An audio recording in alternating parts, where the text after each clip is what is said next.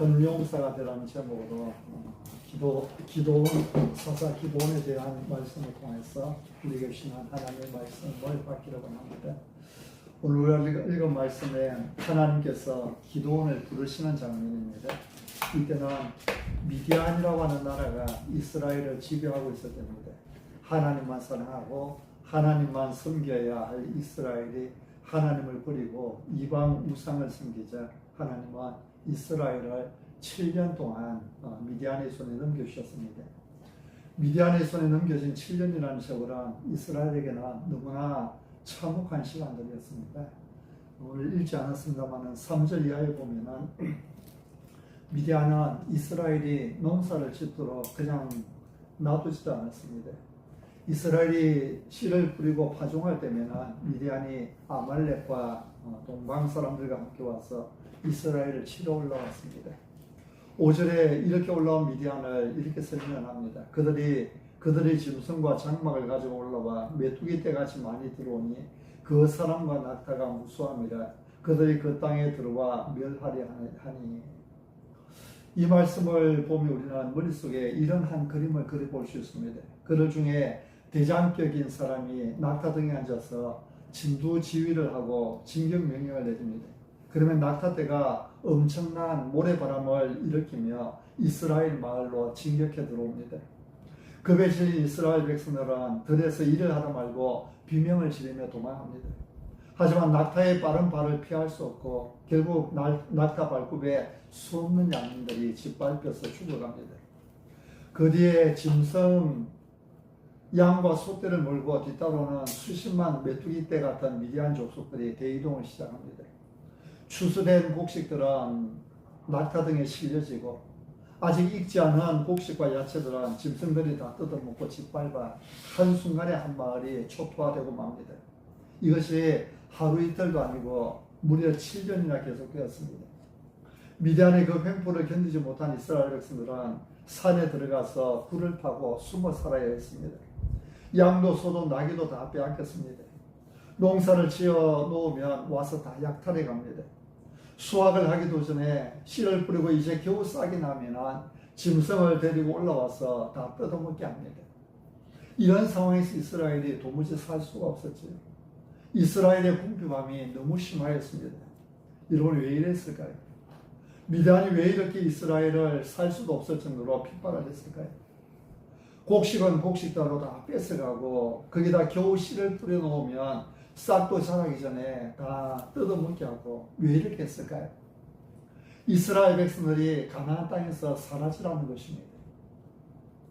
가나안을 떠나라는 것이지요. 이런 상황에서 이스라엘은 하나님 앞에 부르짖기 시작했습니다.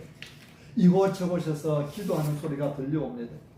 구산 미스라임의 손에서 이스라엘을 구원한 온니엘 같은 사사를 다시 보내달라고 기도합니다.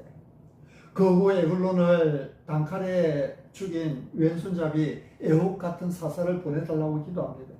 소몬은 막대기로 블레셋 600명을 죽인 삼갈 같은 사사를 보내달라고 기도합니다. 그들은 애처롭고 처절하게 부르짖었습니다.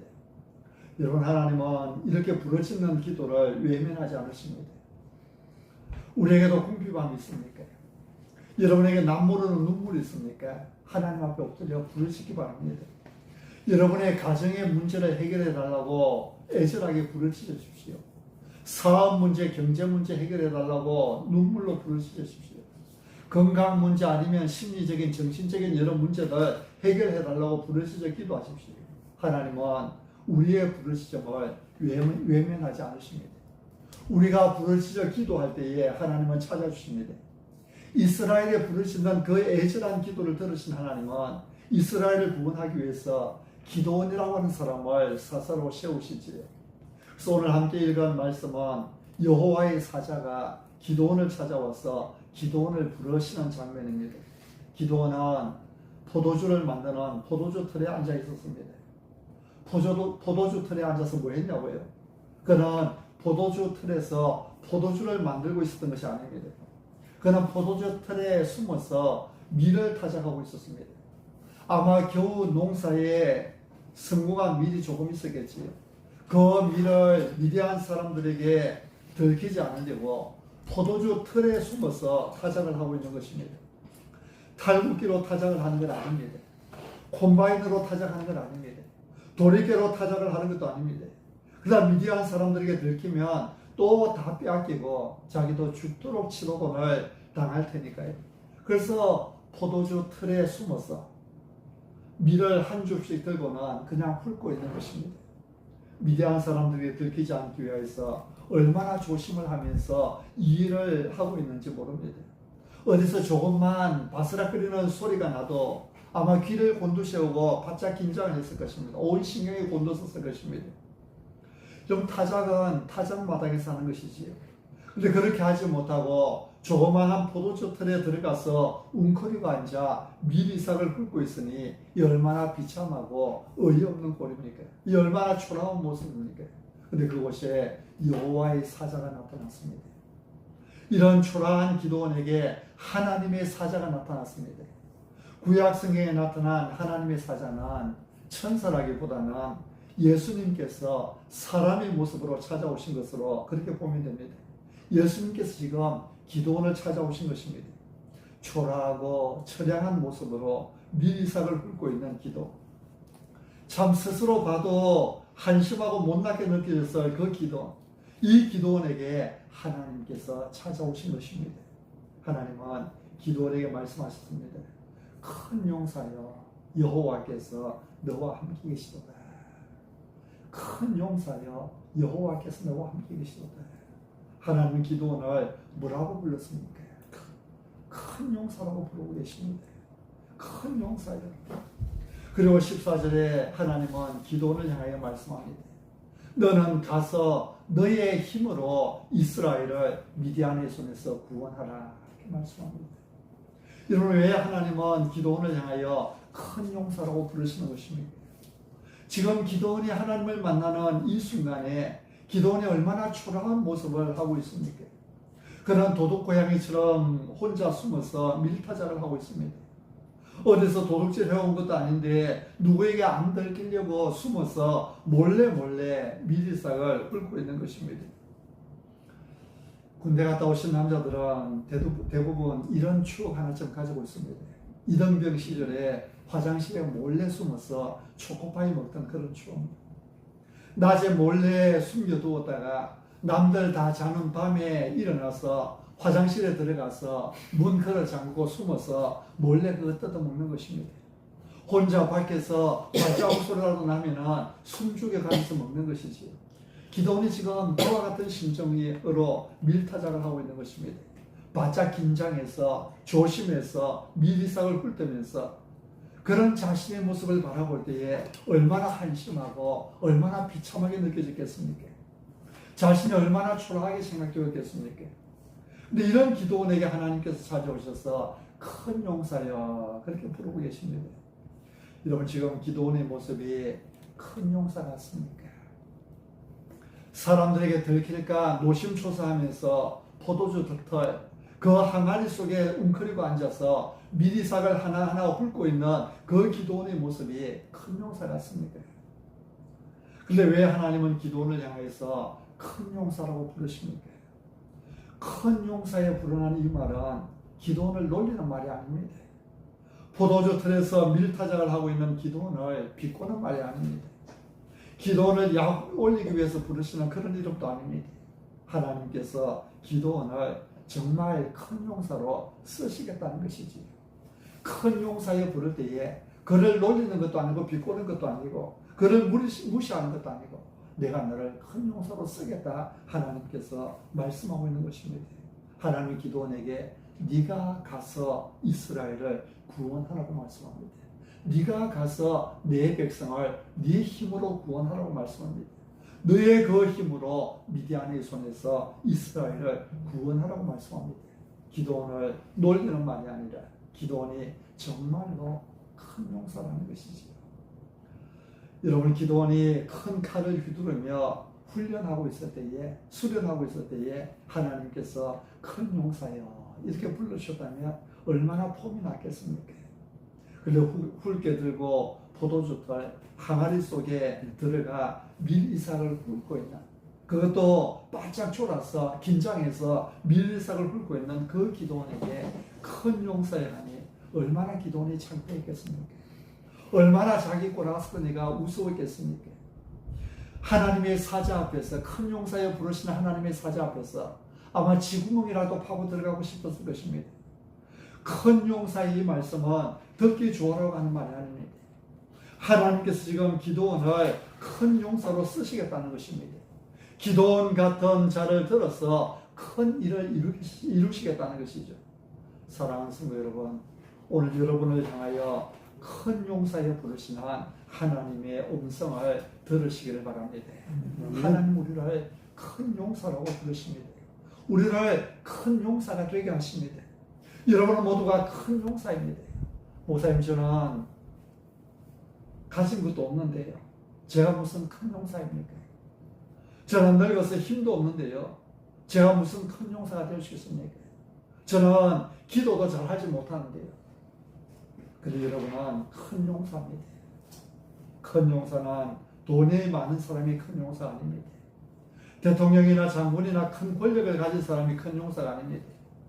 진정한 큰 용사는 내 인생의 목적을 바로 알고 그 목적을 향하여 달려가는 사람이 큰 용사입니다.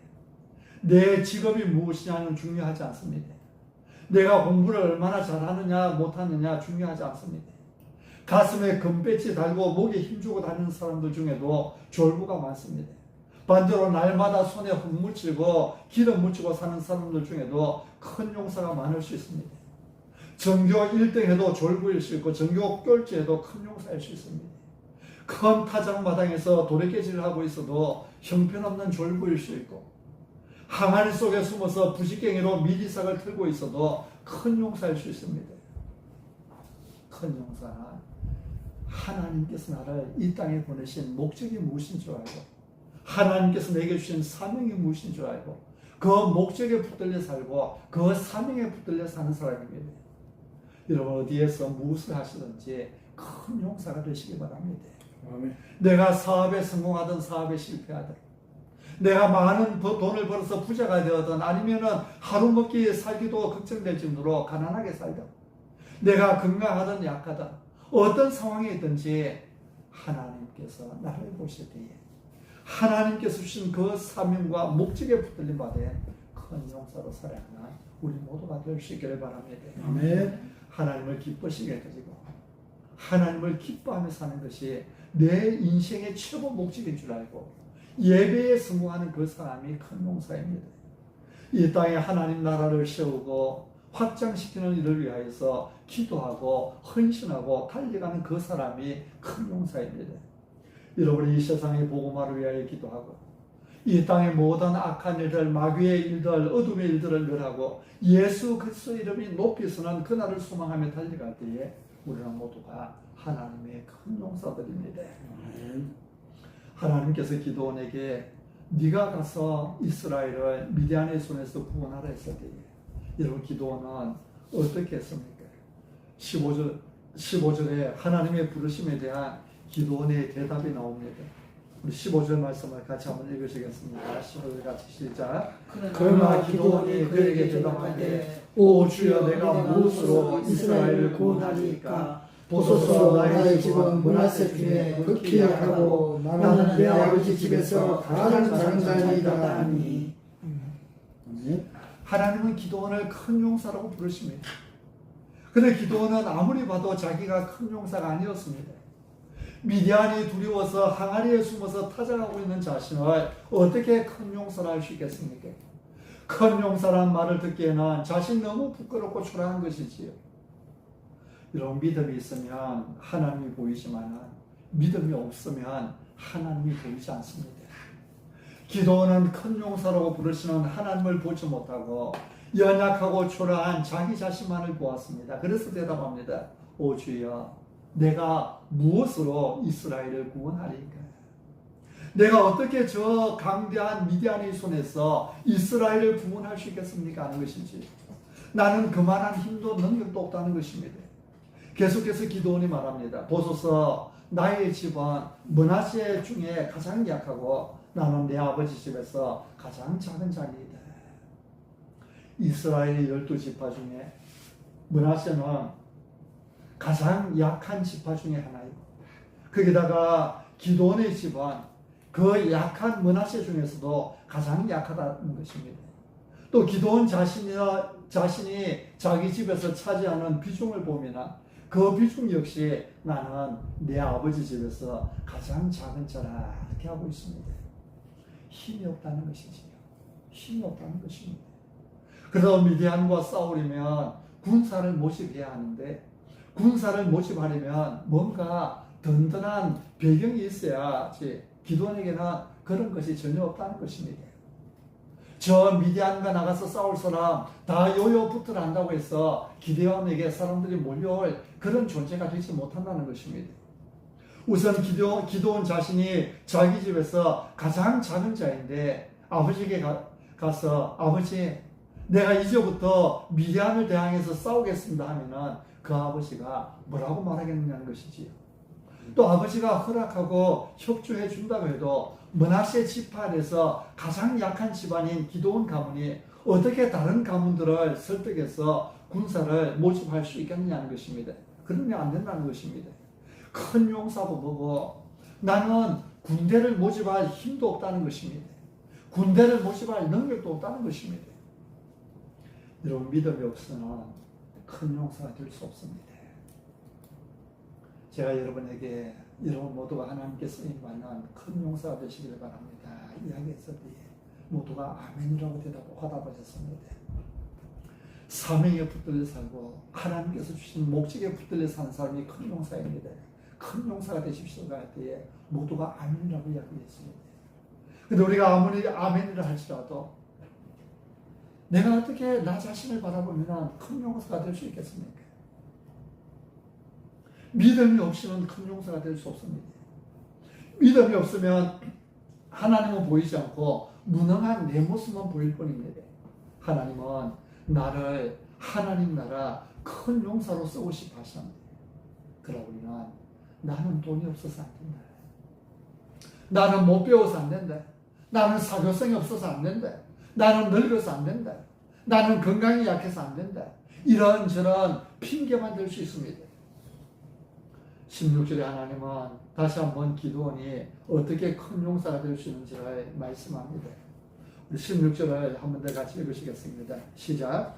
여호와께서 내게 이르시되 내가 반드시 너와 함께하리니 네가 미디안 사람 치기를 한 사람을 치리라 하시니라. 아멘.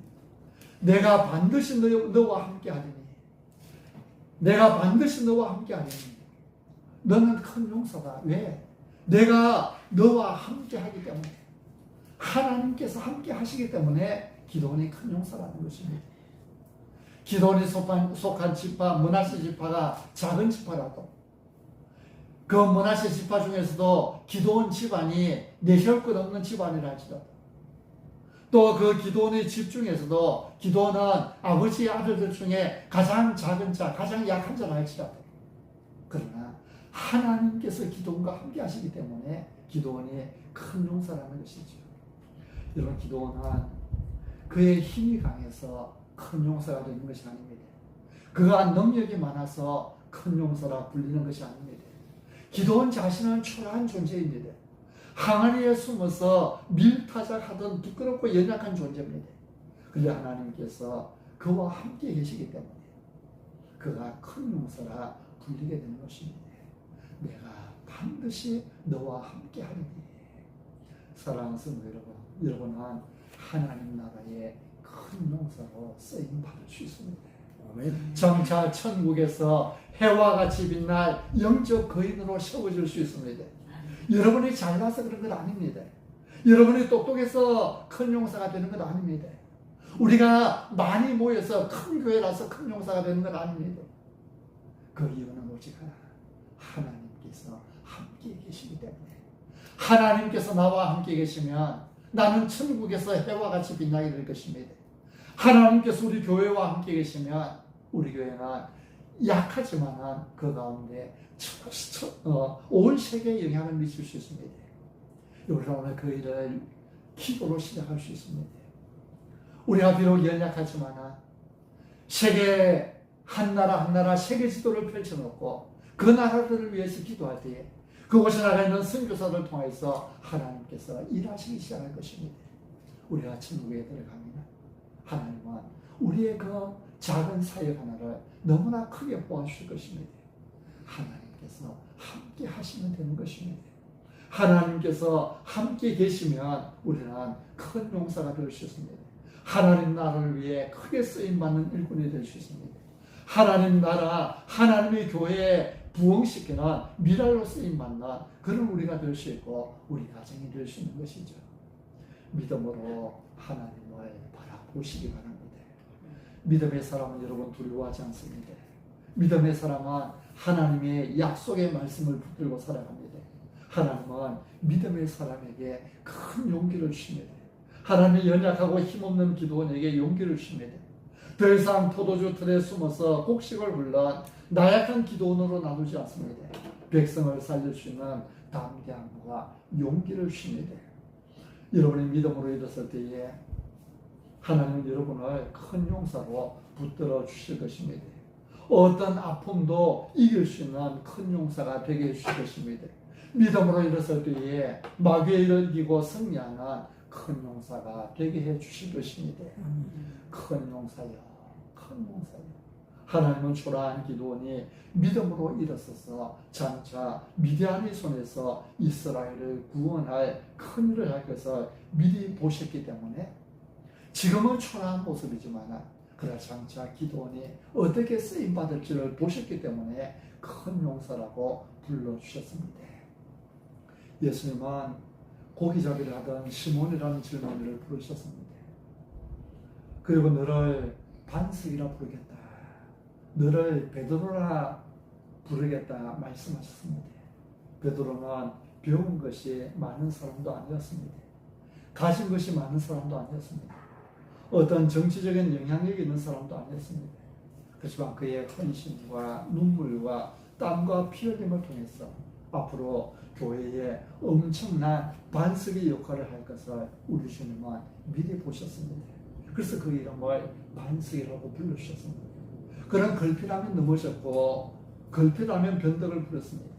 그럼에도 불구하고 우리 예수님께서는 끊임없이 베드로라고 반석이라고 개방하고 불러주신 것입니다. 사도 바울은 서신을 쓸 때마다 하나님 앞에 그 교회를 바라보며 감사의 기도를 드렸습니다. 그런데 고린도 교회에 편지를 쓰려고 하니까 감사 제목이 하나도 없는 것입니다. 이단에 오염되어 있지를 않나, 교회는 갈기갈기 분열되어 있지 않나, 우상숭배에 물들어 있는가 하면 심지어 교회 안에 음란이 깊숙이 파고 들어와 있었습니다. 감사할 조건이 없었습니다. 그러나 언젠가는 고린도 교회가 성령의 임재로 말미암아 하나님의 은혜로 말미암아 영광스럽게 변화될 그날을 바라보며 그날이 이미 이루어진 줄을 믿고 감사하는 것을 볼 수 있습니다. 이것을 우리는 믿음의 눈이라 이렇게 말합니다. 기도원이 비록 지금은 초라하고 부끄러운 모습을 가지고 있지만 그러나 그 기도원이 믿음으로 일어서서 장차 메뚜기 떼같이 많이 모여있는 그 미디안의 손에서 이스라엘을 구원해낼 것을 바라보시며 큰 용사여 그렇게 부르고 계시는 것입니다.